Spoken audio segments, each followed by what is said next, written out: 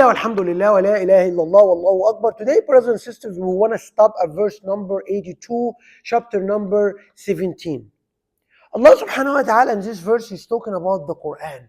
وَنُنَزِّلَ مِنَ الْقُرْآنِ. We send down from the Quran ما هو شفاء, which is a medicine. وَرَحْمَةً, and mercy to the believers. Brothers and sisters, the Quran, as Allah described in His book, has the solutions for every problem you will face in your life. The way, the words you need to use to ask Allah, the form you use to ask Allah for something is in the Quran. He have brought it down. Brothers and sisters, when you want to apply for something, a job application, any benefit application, anything, school application, loan application, whatever you can mention, you can imagine, there is a form. You cannot come with your own form.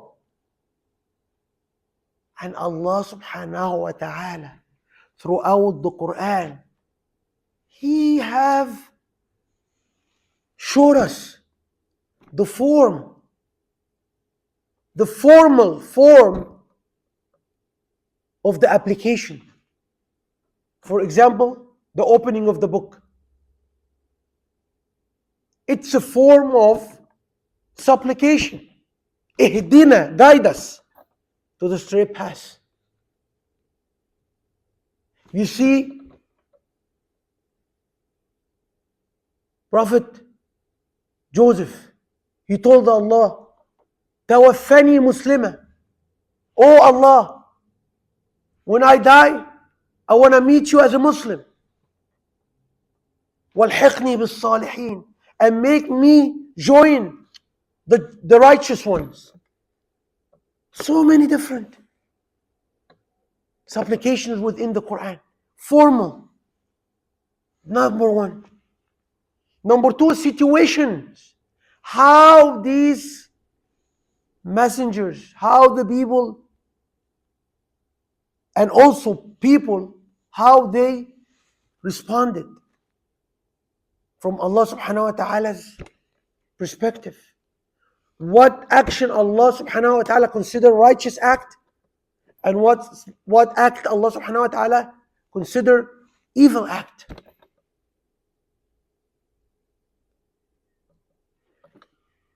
Brothers and sisters, why the Quran Allah prescribed as a medicine, but unfortunately a lot of people can listen to the Quran million times.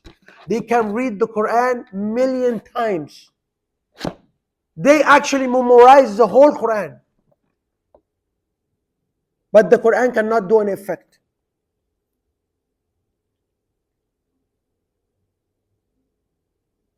Brothers and sisters, in order for a medicine to do an effect, it has to reach to its desired target, to its desired receptor.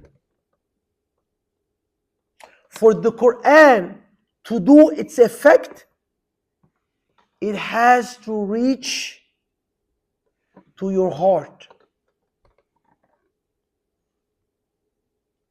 Some medicines, like topical medicines, they tell you, make sure you shave the hair before you apply it. Make sure the skin is soft.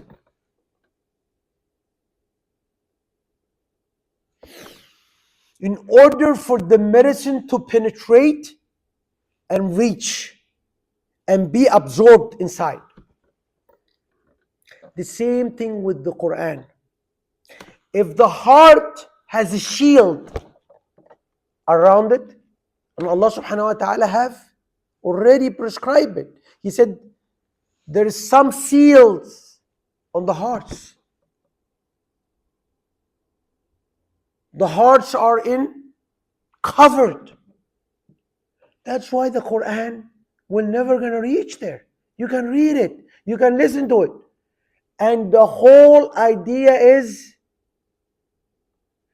what Allah means by the shields is the number one, the main thing is the love of this dunya, of this life, is unable to sacrifice the Islam as a whole religion is based foundationally on sacrifice.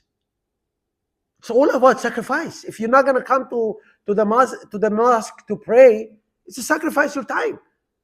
If you're not going to give out charity, you're sacrificing your money.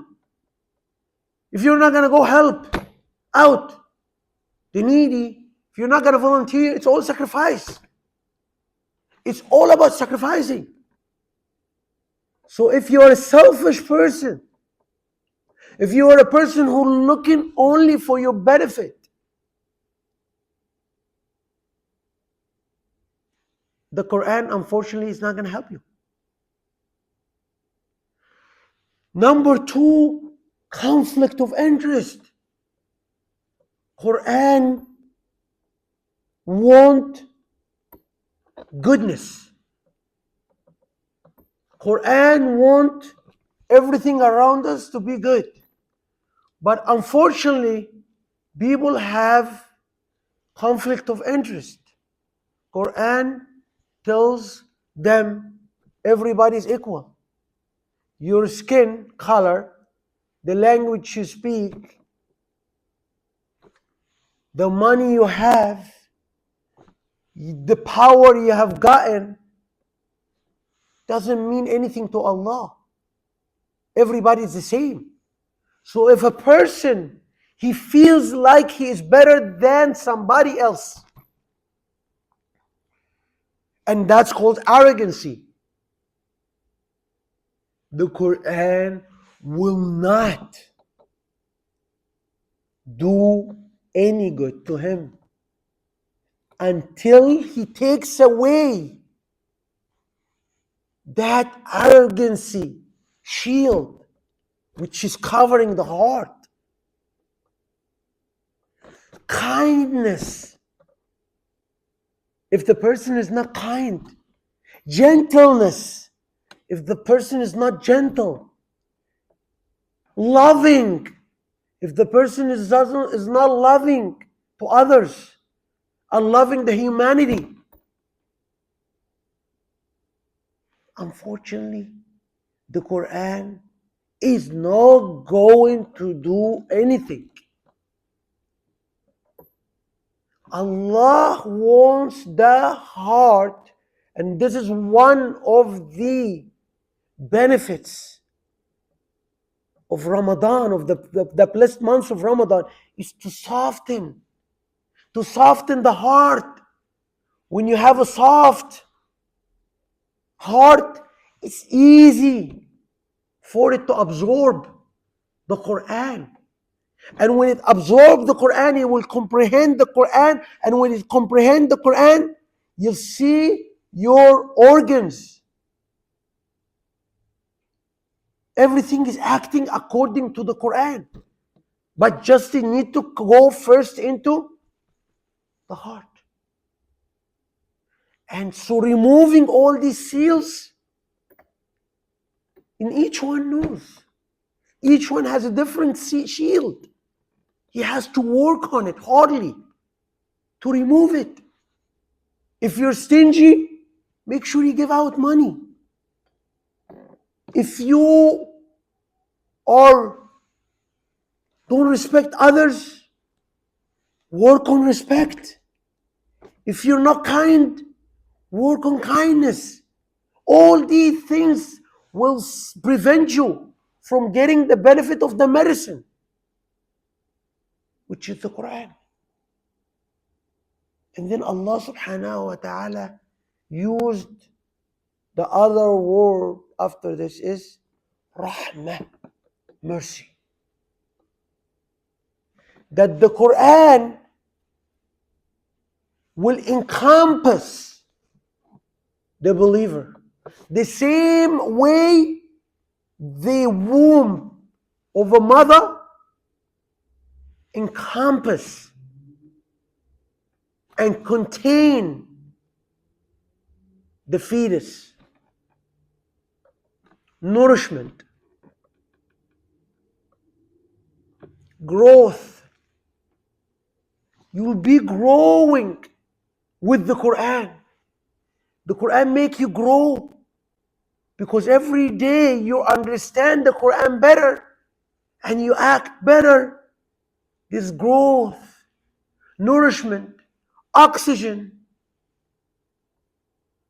ability to withstand difficulties. That's all has to do with the mercy of the Quran. Because once you're programmed inside your brain, inside your heart, is the Quran. Everything you measure according to the Quran. So it becomes your